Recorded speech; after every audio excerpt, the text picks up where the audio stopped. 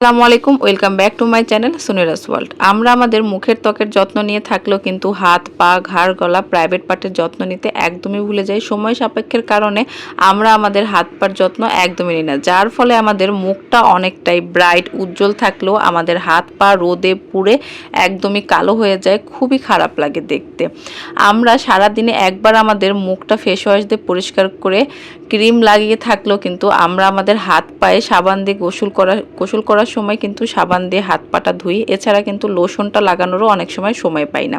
তাই বন্ধুরা, আজকে আমি আপনাদের সঙ্গে এতটাই সহজ এবং এতটাই ইজি একটি রেমেডি নিয়ে এসেছি, যা ব্যবহার করলে আপনাদের প্রাইভেট পার্টে জমে থাকা বহুদিনের পুরনো ময়লা, ঘাড় গলায় জমে থাকা বহুদিনের পুরনো ময়লা, হাত পা যাদের রোদে পুড়ে একদম ট্যান পড়ে গেছে, হাত পাটা কালো হয়ে গেছে, সেই সমস্ত ময়লাকে তুলে আপনাদের হাত পা সাদা ধবধবে করে ফেলবে মাত্র 5 মিনিটে। সপ্তাহে একদিন ব্যবহার করবেন, মাত্র 5 মিনিট ব্যবহার করবেন এবং লাইভ রেজাল্ট পাবেন। কি আমার কথা বিশ্বাস হচ্ছে না? তবে অবশ্যই এই রেমেডিটি ট্রাই করুন, তাহলে কিন্তু আমার কথা বিশ্বাস হবে। আর অবশ্যই আমি বিশ্বাস করি, ইনশাল্লাহ আপনারা কমেন্ট এসে বলবেন, আপু আপনার এই রেমেডিটি অনেকটা এফেক্টিভ, আমি অনেক ভালো রেজাল্ট পেয়েছি। তবে চলুন কথা না বাড়িয়ে মূল রেমেডি শুরু করা যাক। প্রথমে আমি এখানে নিয়ে নিয়েছি শ্যাম্পু। আপনারা যদি এটি আপনাদের মুখে ইউজ করতে চান, তবে এখানে শ্যাম্পুর বদলে কিন্তু আপনারা যে ফেস ওয়াশটি ইউজ করেন সেটি নিয়ে নিতে পারেন। এরপরে দেখুন আমাদের যেই উপকরণটি লাগছে তা হচ্ছে চিনি।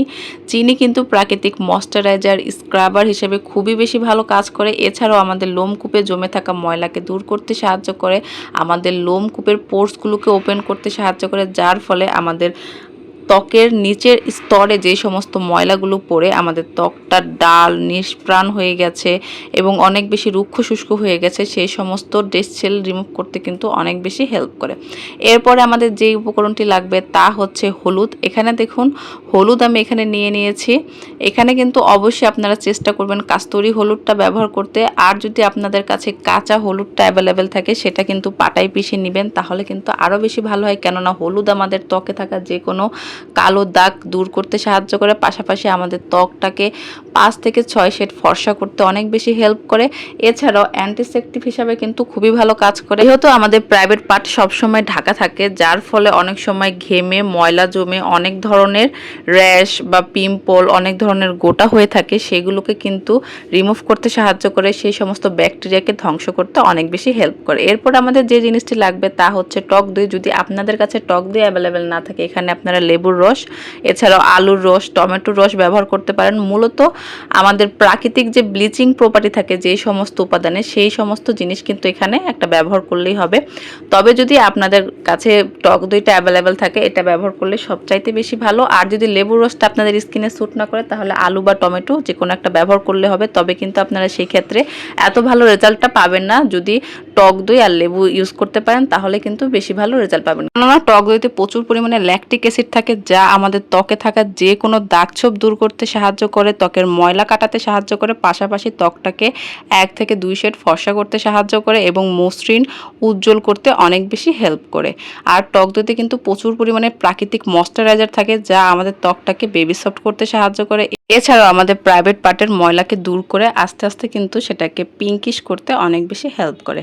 এরপর আমাদের যে লাস্ট ইনগ্রিডিয়েন্টসটা লাগবে, আর এটাই কিন্তু আমাদের এই রেমেডির মেন ইনগ্রিডিয়েন্টস, তা হচ্ছে টুথপেস্ট। তবে এইখানে অবশ্যই খেয়াল রাখবেন কোলগেটের টুথপেস্টটা ব্যবহার করতে, অন্য কোনো টুথপেস্ট এখানে নিলে কিন্তু কোনো কাজ হবে না। আর যদি একদমই আপনাদের কাছে কোলগেট টুথপেস্ট অ্যাভেলেবেল না থাকে, সেই ক্ষেত্রে কিন্তু আপনারা ইনো বা বেকিং সোডা নিয়ে নিতে পারেন। তবে যদি কোলগেট টুথপেস্ট নিতে পারেন, তাহলে কিন্তু আরও বেশি ভালো হবে। আর এটা কিন্তু আপনারা ফেসেও ব্যবহার করতে পারবেন। ফেসে ব্যবহার করতে হলে আপনারা জাস্ট অনলি 5 মিনিট হাতের উপরে নিয়ে, যেভাবে করে আমরা ফেস ওয়াশ দিয়ে ফেস ক্লিন করি, সেভাবে করে কিন্তু হাতের মধ্যে নেবেন এবং ফেসের মধ্যে অ্যাপ্লাই করবেন। করে পানি দিয়ে ধুয়ে সাথে সাথে যে কোনো বরফ বা ঠান্ডা জাতীয় কিছু কিন্তু আপনাদের ফেসে অ্যাপ্লাই করে ফেলবেন। আর এটা ফেসে ব্যবহার করতে হলে অবশ্যই রাতের বেলা ব্যবহার করবেন। আর দিনের বেলা কিন্তু আপনারা যে কোনো ভালো একটা ময়শ্চারাইজার বা সানস্ক্রিন বা সানব্লক ব্যবহার করে নেবেন। এখানে দেখুন আমি সামান্য 1 চিমটিতেও কম কোলগেট টুথপেস্ট নিয়ে নিয়েছি। আর এটাকে কিন্তু এখন খুব ভালো করে মিশিয়ে নিব। আপনারা যদি এটা সপ্তাহে 2 থেকে 3 দিন ব্যবহার করতে পারেন, তাহলে কিন্তু অনেক তাড়াতাড়ি ভালো রেজাল্ট পাবেন। আর যদি আপনাদের হাতে একদমই সময় না থাকে, তাহলে সপ্তাহে 1 দিন ব্যবহার করবেন। আর এটি গোসল করতে যখন যাবেন, তখন এটি তৈরি করে নিয়ে যাবেন। আর আপনাদের যে সমস্ত জায়গায় কালো ময়লা দাগছোপ জমে গেছে সেই সমস্ত জায়গায় অ্যাপ্লাই করে একটা লেবু নেবেন বা লেবুর খোসা নিয়ে নেবেন, সেটা দিয়ে কিন্তু জেন্টালি স্ক্রাব করবেন। আস্তে আস্তে 5 থেকে 10 মিনিট স্ক্রাব করে কিন্তু নর্মাল পানি দিয়ে ধুয়ে ফেলবেন। আর সেই সমস্ত পার্টে কিন্তু আপনারা কোনো রকমের সাবান ব্যবহার করবেন না, কারণ এটা ব্যবহার করার পরে কিন্তু অলরেডি আপনার স্কিন অনেকটাই রুক্ষ শুষ্ক হয়ে যাবে। তখন যদি আপনারা সাবান ব্যবহার করেন তবে কিন্তু আপনাদের চামড়াটা কুঁচকে যাওয়ার সম্ভাবনা থাকে। আর এই সমস্ত ইনফরমেশনের জন্য কিন্তু আমি আপনাদের বলি যে আপনারা ভিডিওটা স্কিপ করবেন না, পুরো ভিডিওটাই দেখবেন। কেননা অনেক কিছু আছে আপনারা স্কিপ করলে কিন্তু স্কিপ হয়ে যায়, পরে জানতে পারবেন না, একটা কিছু করে ফেলবেন, তখন কিন্তু একটা সমস্যা হলে কিন্তু আমাকে এসে বলবেন যে আপু আপনি তো এটা বললেন আমার এরকমের হলো।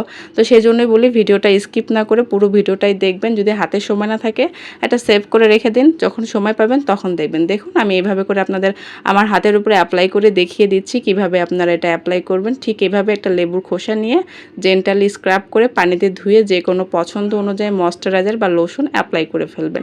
আশা করি আপনাদের প্রতিদিনের মতো আজকের ভিডিওটি কিন্তু ভালো লেগেছে। যদি ভালো লেগে থাকে অবশ্যই আমার চ্যানেলটি সাবস্ক্রাইব করে দিবেন এবং পাশে থাকা ছোট্ট বেল বাটনটি প্রেস করে দিবেন।